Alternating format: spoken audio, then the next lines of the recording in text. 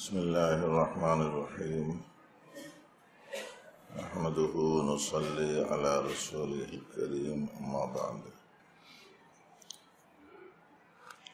یہاں کے معمولات میں تراویح سے فارغ ہونے کے بعد اخلاقیات اور علم الاحسان کا سبق ہے۔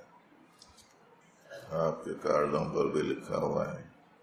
کارڈ کا حوالہ اس لیے دیا جا رہا تاکہ ہر ایک کو بار بار اس طرف توجہ رہے کہ وہ کارڈ ہدایات کا مجموعہ ہے اور آپ کو یہاں رہنے کی حالت میں اس میں لکھی گئی باتوں کے مطابق اپنا وقت گزارنا ہے اور کوشش کرنی ہے کہ جو اعمال ہیں اجتماعی اس میں بھی شریک رہیں اور جو اعمال ہیں انفرادی ان کو بھی پورا کرنے کی پوری کوشش کریں۔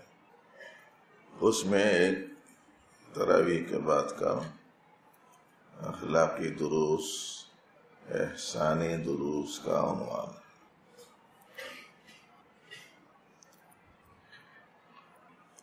آپ حضرات کے علم میں ہے کہ دین 3 چیزوں کا مجموعہ ہے۔ وہ دین اسلام جس کو دیکھ کر اللہ پاک نے نبی رحمت صلی اللہ علیہ وسلم کو مبعوث فرمایا، وہ 3 چیزوں کا مجموعہ ہے۔ ایک ایمان، دوسرے اسلام اور تیسرے احسان۔ ایمان سے اعتقادات، عقائد مراد ہیں، اسلام سے احکام مراد ہیں اور احسان سے بندے کا ایسا خاص تعلق کہ اس تعلق کے نتیجے میں ہر عمل بندہ ایسا کرے کہ اس عمل میں اس کو کم سے کم یہ شعور رہے کہ مجھ کو اللہ دیکھ رہے ہیں۔ ایک اعلیٰ شعور ہے، اتنا زندہ، اتنا بیدار شعور ہو کہ گویا ہم کسی کام کو انجام دیتے ہوئے اس کام کو ایسا کر رہے ہیں گویا کہ ہم اللہ کو بھی دیکھ رہے ہیں۔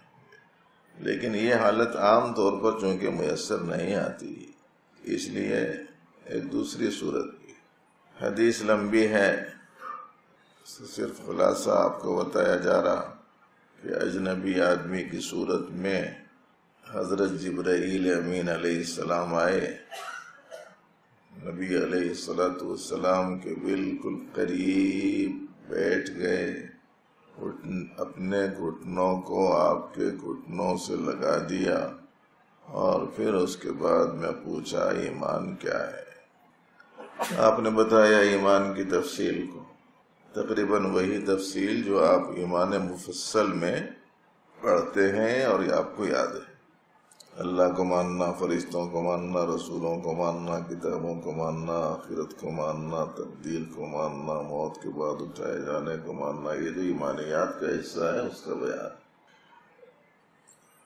جب آپ نے یہ جواب دے دیا تو اس اجنبی شخص نے کہا آپ نے صحیح کہا، تعجب ہوا حضرات صحابہ کو۔ پھر اس نے دوسرا سوال کیا کہ اسلام کیا ہے؟ تو آپ نے فرمایا کلمہ شہادت کا اقرار کرنا، نماز کا ادا کرنا، زکوٰۃ کا دینا، روزوں کا رکھنا، حج کا کرنا۔ یہ جواب سن کر اس اجنبی شخص نے کہا آپ نے صحیح کہا۔ صحابہ کو تعجب ہو رہا تھا کہ ایسا کیسا عجیب سائل ہے، سائل بن کے آیا، سوال کر رہا ہے، جواب سن رہا ہے زبان رسالت مآب سے، اور جب جواب مل جاتا ہے تو کہتا ہے کہ آپ کا جواب ٹھیک ہے۔ پھر تیسرا سوال کیا کہ احسان کیا ہے؟ آپ نے بتایا ان تعبد اللہ کأنک تراہ فإن لم تکن تراہ فإنہ یراک، کہ تم اللہ کی عبادت ایسے کرو گویا کہ تم اللہ کو دیکھ رہے ہو، اور اگر یہ بات حاصل نہ ہو تو یہ تو ہے ہی کہ اللہ تم کو دیکھ رہے ہیں۔ اس نے اس کے بعد میں کچھ قیامت کی بارے میں پوچھا، آپ نے جواب دے دیا کہ قیامت کا علم اللہ کو ہے۔ کچھ علامتیں پوچھی قیامت کی، آپ نے بتا دی، جن میں سے ایک علامت چھوٹوں کا بڑوں کی نافرمانی کرنا بھی ہے. ذرا اس سے بچنے کے لیے بول رہا ہوں. اچھی حالت نہیں ہے، اچھی علامت نہیں ہے. چھوٹے بڑوں کی نافرمانی نہیں کرنا. اولاد ماں باپ کی نافرمانی کرے گی. کچھ علامتیں بتائیں. اس کے بعد وہ صاحب چلے گئے تو حضور نے فرمایا جبرائیل تھے، تم کو تمہارا دین سکھانے آئے تھے. معلوم کیا ہوا کہ دین مجموعی حیثیت سے اصولی طور پر 3 چیزوں کا نام ہے: اعتقادات کا، اعمال کا، اخلاق کا. احسان کو علماء نے، بزرگوں نے اخلاق سے تعبیر کیا ہے. وجہ اس کی ہے کہ اخلاق نام ہے ہر ایک کے ساتھ ویسا سلوک کرنے کا جیسا سلوک کرنا چاہیے، یعنی اچھے سے اچھا سلوک. احسان کے معنی بھی یہی آتے ہیں. احسان کے معنی آتے ہیں اچھا سلوک کرنا، کسی کام کو اچھے طور پر انجام دینا احسان کہلاتا ہے. اور اخلاق بھی اسی چیز کا نام ہے. اور یہ وقت اخلاقیات کے سبق سے متعلق ہے. تو وہ علوم جن علوم کے ذریعے سے آدمی کی زندگی ٹھیک ہوتی ہے، اعمال صحیح ہوتے ہیں، سلوک رویہ درست ہوتا ہے، وہ علوم الاخلاق کہلاتے ہیں. اور وہ چیز حاصل ہو جائے کسی کو تو یوں کہتے ہیں کہ وہ اخلاق والا آدمی ہے. اور آپ کو معلوم ہے کہ یہ والا جو ہے نا، لفظ والا، یہ لفظ والا بھی بڑی معنویت رکھتا ہے اپنے اندر. اپنے اردو میں ایک وہ آدمی ہے جس کی جیب میں 10 روپے ہیں، اور ایک وہ آدمی ہے جس کی جیب میں ہزاروں پڑے ہوئے ہیں، بینک میں لاکھوں پڑے ہوئے ہیں، جائیدادیں کروڑوں کی. یہ 10 روپے بھی پیسے ہیں نا. اور اس کو کوئی بھی پیسے والا بولتا بھائی، ارے اس کو کیا ہے بھائی، پیسے والا آدمی. اور یہ 10 روپے والا کیا پیسے والا نہیں ہے؟ یہ بھی تو پیسے والا ہے، مگر اسے پیسے والا نہیں بولتے. معلوم یہ ہوا کہ یہ والا جو ہے یہ خاص مقدار رکھنے والے کے واسطے ہے. ایک بات سمجھ میں آنے کے لیے عرض کر رہا ہوں. کبھی کبھار اپن کوئی بڑا مل گیا تو السلام علیکم کرے، اتفاق سے ملے، ادب سے اسے بٹھا دیے، اور گھر میں جو کچھ بھی تھا کھارا بسکٹ لا کے پیش کر دیے، اور سمجھ گئے کہ میرے سے زیادہ اچھے اخلاق والا کوئی دوسرا نہیں. یہ جزوی خدمت کا نام یہ والا نہیں ہے. والا تو بہت اعلیٰ ہوتا ہے. اخلاق والا، کتنی قیمت ہے اخلاق والے کی؟ اخلاق والے کی اتنی قیمت ہے کہ جس کے پاس اخلاق ہے، نبی علیہ السلام کے فرمان کی روشنی میں آدھا دین اس کے پاس ہے. اور اللہ کے پاس اچھے اخلاق کی اہمیت کتنی ہے؟ اتنی زیادہ ہے کہ نبی رحمت صلی اللہ علیہ وسلم نے ارشاد فرمایا کہ عمل کی ترازو میں سب سے زیادہ وزنی اگر کوئی عمل ہے تو وہ اچھے اخلاق.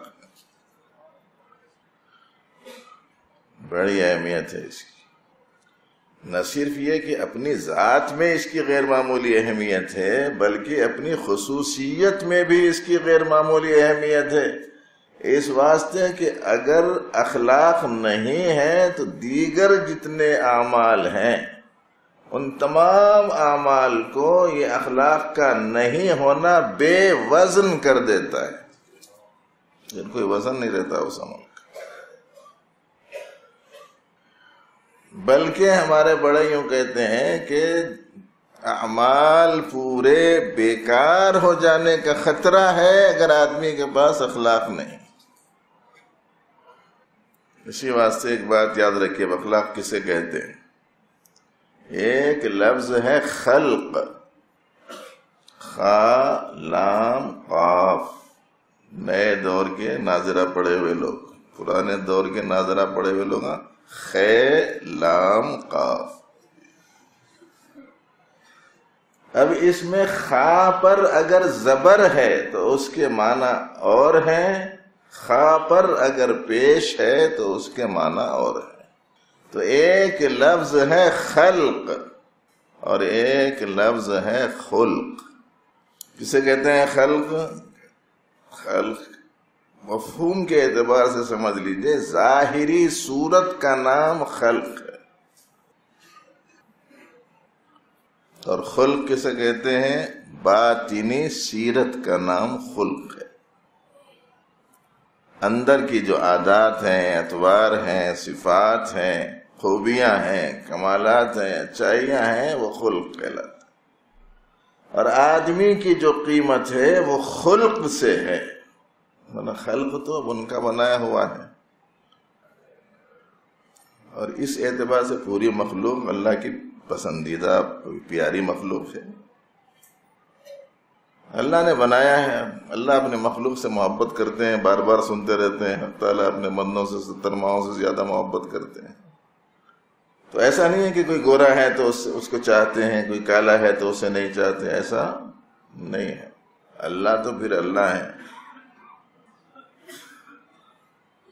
ماں باپ کا حال دیکھو کیسے. کسی کہنے والے نے کہا ہے بچہ گورا ہو کہ کالا ہو اپنی ماں کا لال ہوتا ہے نا. ماں کے پاس تو لالچ ہے، چاند ہے. تو بندوں کے پاس بھی جب نسبت قائم ہو جاتی ہے کہ یہ میرا بیٹا ہے، تو کالا ہے تو بھی اس سے بے انتہا محبت کرتے ہیں، گورا ہے تو بھی کرتے ہیں. اب اس کے بعد پسندیدگی ناپسندیدگی کا جو معیار قائم ہوتا ہے وہ معیار خلق سے قائم ہوتا ہے، خلق سے نہیں. بحیثیت خلق تو دونوں بچے برابر ہیں. صورت کے اعتبار سے ایک صورت کا ہے، دوسرا دوسری صورت کا ہے، لیکن چاہت کے اعتبار سے ماں باپ کے نزدیک دونوں برابر ہیں. فرق جو بنتا ہے وہ خلق سے بنتا ہے. ایک بچہ فرما بردار ہے، ایک بچہ نافرمان ہے. کالا فرما بردار ہے، گورا نافرمان ہے. ماں باپ سے پوچھو کون بچے کو تم زیادہ چاہتے ہو تو بولتے کالے کو. کاہے کو صورت کا کالا ہے لیکن دل کا گورا ہے نا. محبوبیت کا دار و مدار پورا آدمی کی اندرونی اخلاق کے ساتھ میں. ان اخلاقیات کا ایک باقاعدہ تفصیلی علم ہے جزئیات کا، ایک باقاعدہ علم ہے کلیات کا. ہمارے حضرت صوفی صاحب رحمۃ اللہ علیہ عام طور پر جو تعلیم دیتے تھے وہ کلی چیزوں کی دیتے تھے. اس واسطے مستقل اس پر روشنی تو حسب موقع وقتاً فوقتاً ڈالی جاتی رہتی ہے.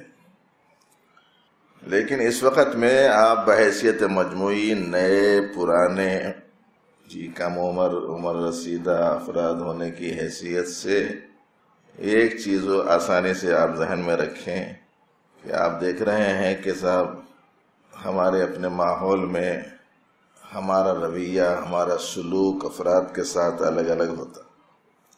جس کی جتنی محبت دل میں اس کا اتنا لحاظ دل میں، جس کی جتنی عظمت دل میں اس کا اتنا لحاظ دل میں، جس کا جتنا مقام اس کے اعتبار سے اس کا رویہ اپنے پاس چلتا ہے. بس دو دوست آپس میں بے تکلف بات چیت کر لے رہے، اچھی بھی خراب بھی.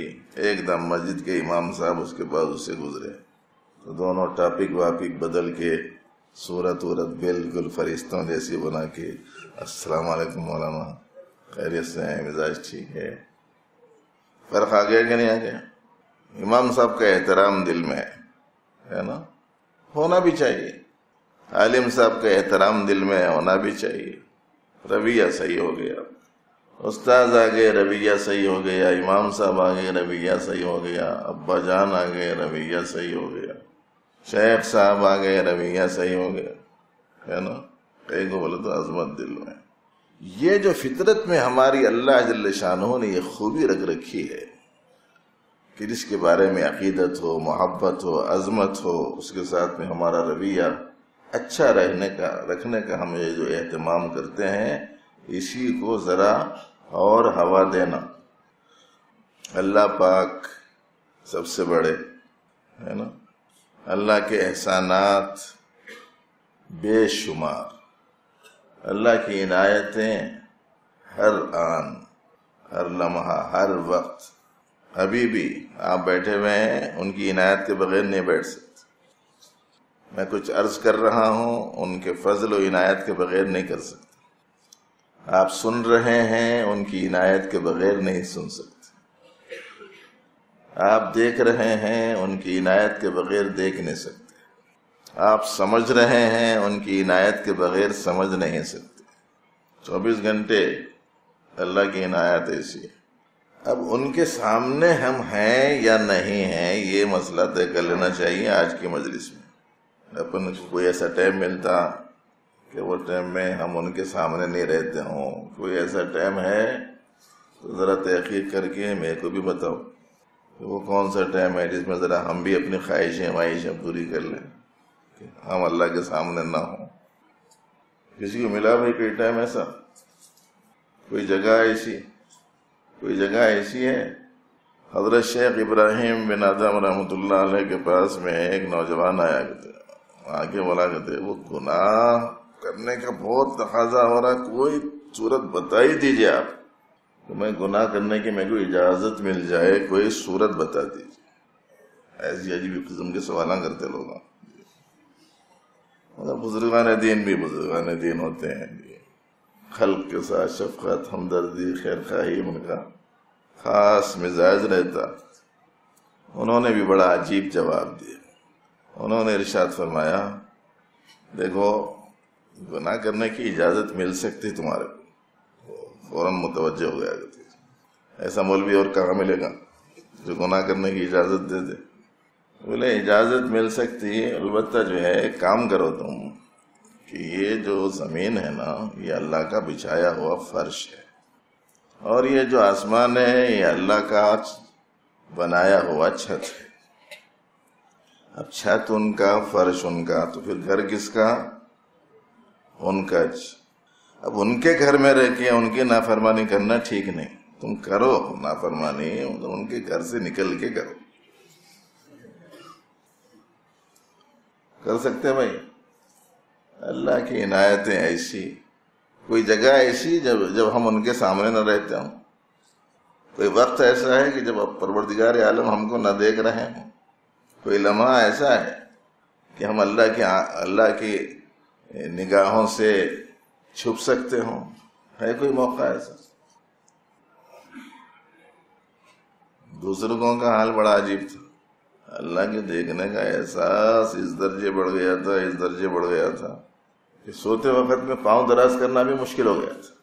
ان کے سامنے پاؤں کیسا پھیلا دیا. غلبے کی کیفیت، یہ حال کہلاتا ہے. یہ غلبے، یہ حال کی کیفیت ہے. یہ اس کا حکم ہے، ایسا نہیں ہے.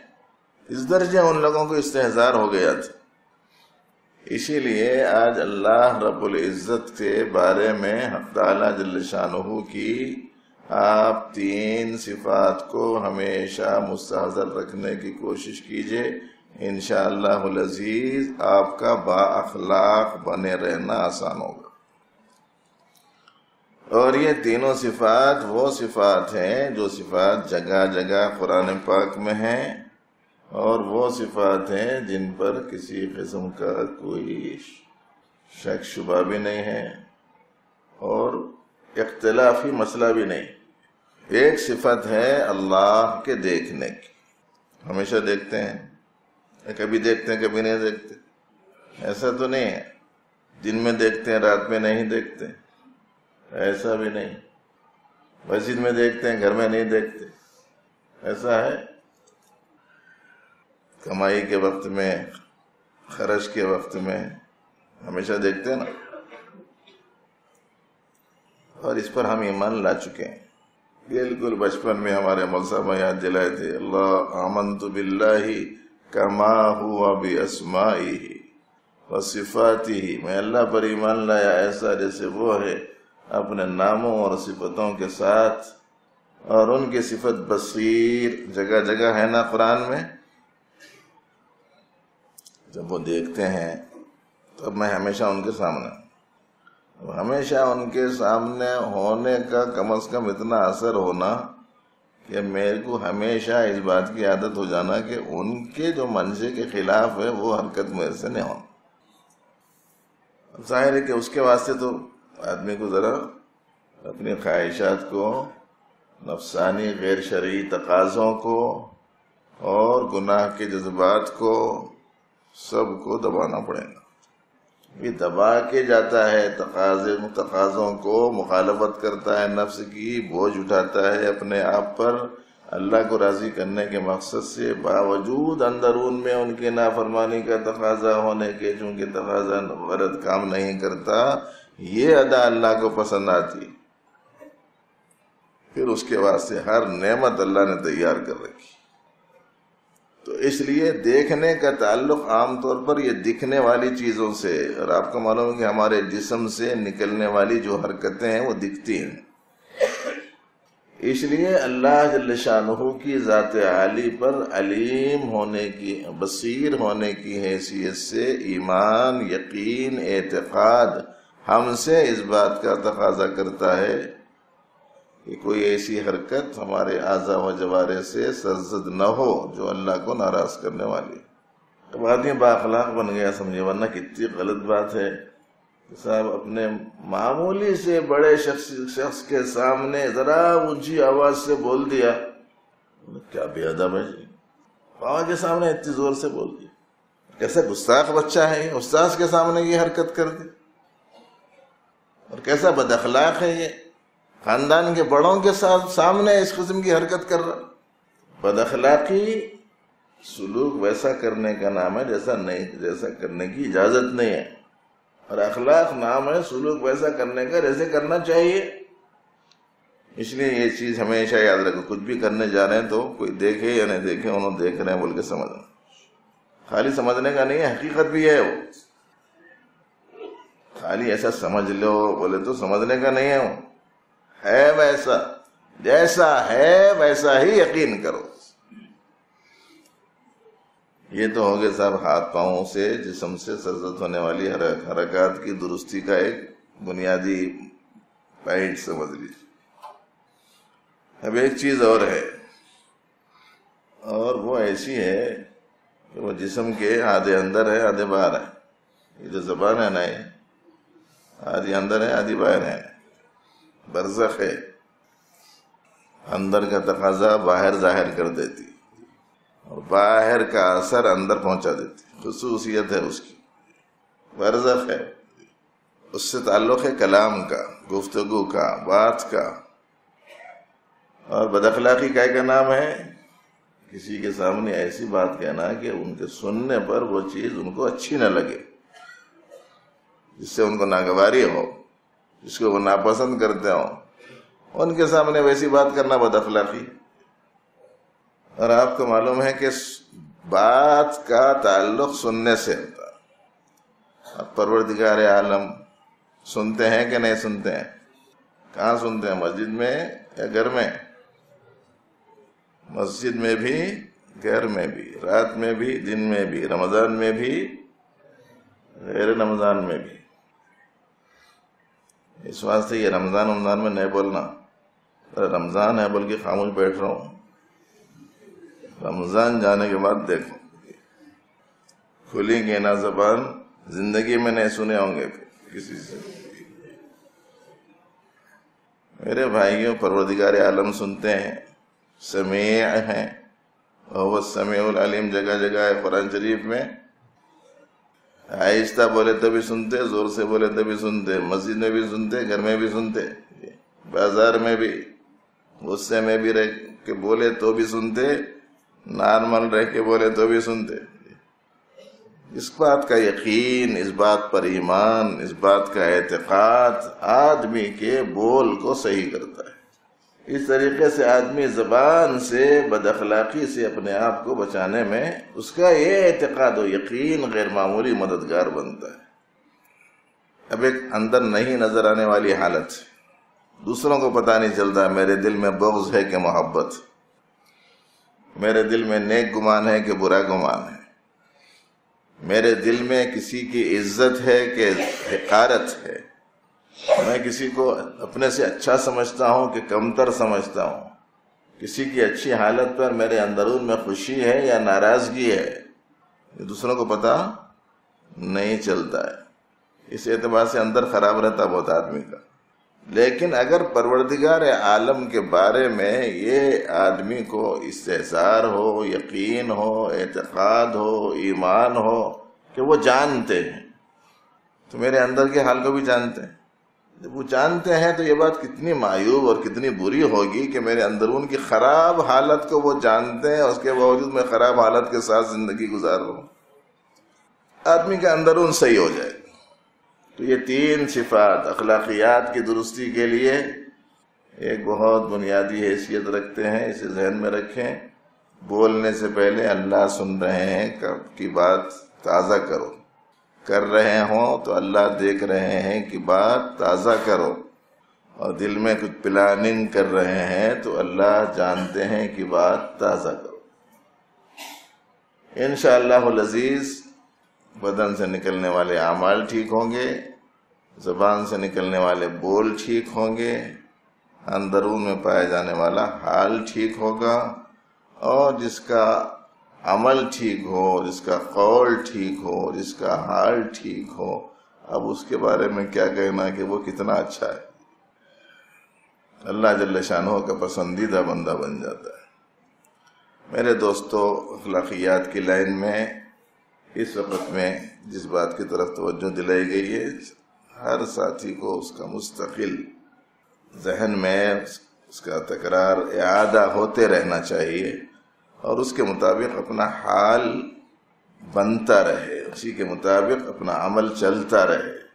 اس کی پریکٹس، اس کی کوشش ہو. کوئی بات بولنے کو خیال آیا، وہ بات اچھی نہیں ہے، مگر ایک دم یہ خیال آیا کہ اللہ پاک سن رہے ہیں، تو ایسی صورت میں میرا یہ بات بولنا مناسب نہیں ہے. یہ خیال آیا کہ آپ وہ بری بات بولنے سے رک گئے تو انشاءاللہ ایک نیکی مل جائے.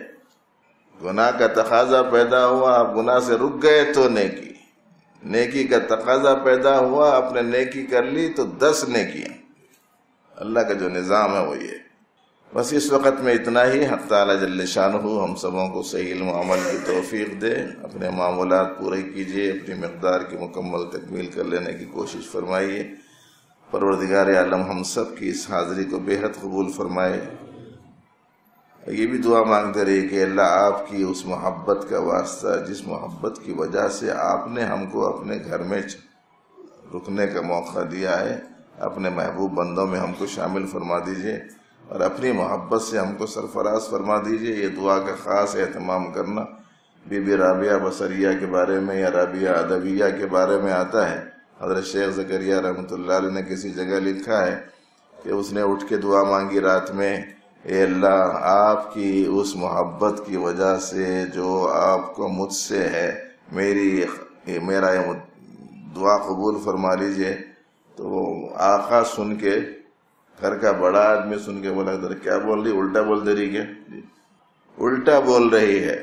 یوں بولنا چاہیے تھا، اس محبت کی وجہ سے جو مجھے آپ سے ہے، مولا میری یہ دعا قبول فرما لیجئے. یہ بولنے کے بجائے وہ یوں کہہ رہی، اس محبت کی وجہ سے جو آپ کو مجھ سے ہے. تو سننے والا سن کے یہ سمجھا کہ یہ دعا میں جملے الٹے بول رہی. اس سے پوچھ لیا کہ یہ کیا جملہ تو اپنے زبان سے نکالتی ہے کہ تو نے یہ جملہ کہا؟ تو اس نے کہا کہ میں نے تو ٹھیک ہی کہا، کیا غلط کہا؟ اس واسطے کہ اگر ان کو مجھ سے محبت نہ ہوتی تو مجھے اپنے دربار میں کھڑے ہونے کی توفیق کائے کو دیتے تھے. انہوں نے اپنے دربار میں کھڑے ہونے کی مجھے توفیق دی، اپنی عبادت کی مجھے توفیق دی، اپنے بارگاہ میں حاضری کی مجھے توفیق دی. تو اس کا مطلب یہ ہوا کہ پروردگار عالم کی میرے ساتھ میں خاص عنایت و مہربانی والا معاملہ ہے. ایسے ہی سمجھ لیجئے کہ دنیا میں لاکھوں نہیں کروڑوں انسان موجود ہیں. یہ کتنا کرم ہے پروردگار کا کہ ہم گناہ گاروں کو، قصورواروں کو، سرتاپا کوتاہیوں میں ڈوبے ہوئے لوگوں کو حق تعالی جل شانہ نے بالخصوص ایسی گہمی کے ماحول میں جو ہمارے شہروں میں، ملکوں میں، بستیوں میں، محلوں میں پایا جاتا ہے، حق تعالی نے ان سب سے کاٹ کے توفیق دے دی کہ آؤ میرے گھر پر، میرے در پر پڑ جاؤ. یہ کتنی عنایت ہے ان کی، کتنی مہربانی ہے ان کی. اس کا حوالہ دے کر مولا تعالیٰ سے ایسا تعلق مانگ لو کہ ایک مرتبہ ان سے تعلق صحیح ہو جانے کے بعد پھر زندگی بھر وہ تعلق قائم رہے اور اس کے تقاضے کے مطابق ہماری اپنی زندگی بنے. اللہ رب العالمین توفیق عمل مرحمت فرمائے. اللہم وفقنا لما تحب وترضى. اللہم انا نسألك العافیہ فی الدنیا والآخرہ. اللہم انا نسألك حبك وحب رسولك وحب من ينفعنا حبه عندك. اللہم اجعل حبك احب الینا من انفسنا واہلینا ومن الماء البارد. اللہم اجعل حبك احب الاشیاء الینا واجعل خشیتك اخوف الاشیاء عندنا واقطع عنا حاجات الدنیا بالشوق الى لقائك. وإذا أفررت أعين أهل الدنيا من دنياهم فأفرغ أعيننا من عبادتك. ربنا تقبل منا إنك أنت السميع العليم. تب علينا إنك أنت التواب الرحيم. وصل وسلم وبارك على سيد المرسلين والحمد لله.